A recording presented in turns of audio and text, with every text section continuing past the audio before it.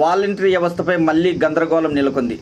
YSR Congress party అధికారంలో ఉన్నప్పుడు సచివాలయం వ్యవస్థ ద్వారా గ్రామ వాలంటీర్లను ఏర్పాటు చేసి ప్రతి 50 ఇళ్లకు ఒకరిని వారి ద్వారా ప్రభుత్వ సేవలు అందించేవారు. ఎన్డీఏ కూటమి అధికారంలోకి వస్తే వాలంటీర్లను తొలగించము, అలాగే ఉంచి జీతం కూడా 10,000 పెంచుతామని ఎన్నికల సమయంలో చెప్పడం జరిగింది. కానీ కూటమి ప్రభుత్వం అధికారంలోకి వచ్చాక వాలంటీర్లను పక్కన పెట్టి సచివాలయం ఉద్యోగుల చేతుల మీదుగా మొదటి నెల పింఛన్లు పంపిణీ చేయించారు. అప్పుడే వాలంటీర్లు ఉంటారా లేదా అనే ప్రశ్న ఒకటి మొదలైంది. ఇప్పుడు ప్రస్తుతం వాలంటరీ వ్యవస్థను రద్దు చేయాలని ఏపీ సర్పంచుల సంఘం ఒక తీర్మానం చేసింది. ఇప్పుడు మళ్ళీ వాలంటీర్లపై గందరగోళ పరిస్థితి నెలకొంది.